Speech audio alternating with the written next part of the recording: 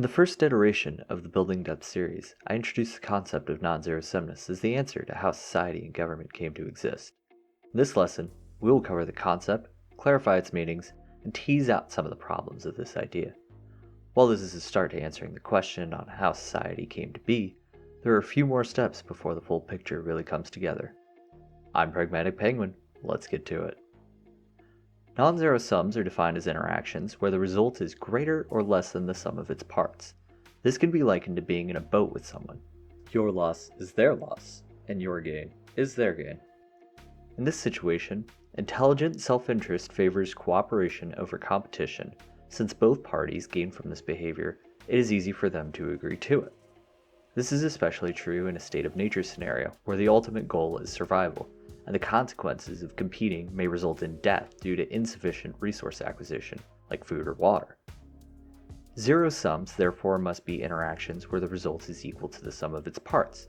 This can be likened to a baseball game. For one team to win, the other must lose. In this situation, intelligent self-interest chooses competition over any other action since those can result in personal loss, which, in a state of nature scenario, can possibly mean death. A quick clarification. When I speak of non-zero sums, I primarily mean this positive sum aspect of this interaction. This is because a negative sum interaction is irrational and does not serve anyone's self-interest to pursue. In reality, these events do occur, but they are generally to be avoided. There are obstacles to consistent non-zero sum interaction. Primarily, this is going to take the form of liars and cheats.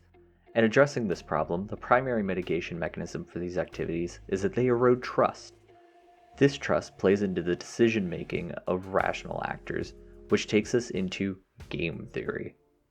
Game theory describes the interaction of rational actors. The classic example of game theory is the prisoner's dilemma, and this illustrates the problem when two actors don't trust each other. The example starts with two prisoners who were apprehended for a crime and are unable to communicate with each other and do not trust each other. They are both offered a plea deal. They can either rat on the other or stay silent. Prisoner A stays silent, prisoner B rats on him, prisoner A gets 10 years of prison, and prisoner B goes free. If both rat on each other, they both get 4 years of prison, and if both stay silent, they get 1 year. Since they cannot communicate and are operating rationally, both prisoner A and B will pick to rat on the other, resulting in the worst possible outcome since they are unable to cooperate and do not have trust.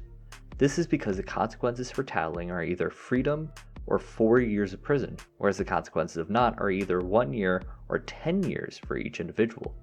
If they did trust each other not to tell, they would wind up with the optimal outcome for both of them. But how do you develop trust? Simple. Play the game more. By playing the game more than once, losses from cheats and liars can be overcome by the intelligent and self-interested, since the latter group will get to play more with people they trust. Keep in mind, the prisoner's dilemma can be turned around into a positive table as well. Imagine two people with different skills. One grows fruit and the other grows vegetables, and the first gives his vegetables to the one with the fruits. The one with fruits is so happy with the vegetables that he picks out some nice fruits for the one who gave him vegetables.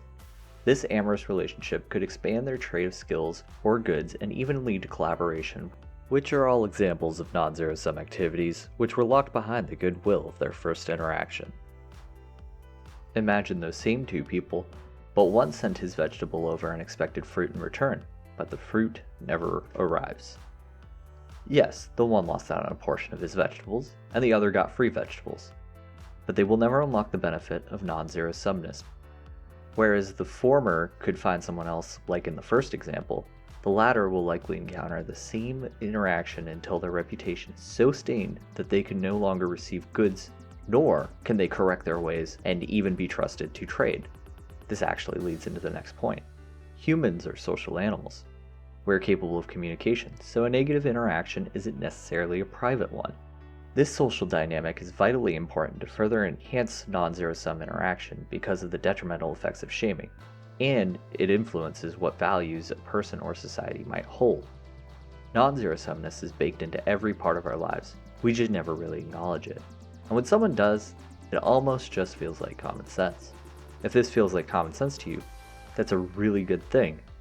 When we are talking about things like creating a society, it should make sense, and it should feel a little obvious even if we couldn't put it into words before somebody told us. That means that we're discovering a truth rather than trying to concoct it, which makes sense since society already exists and we're just learning how and why. If you made it to the end of this video, I just wanted to say thank you for watching.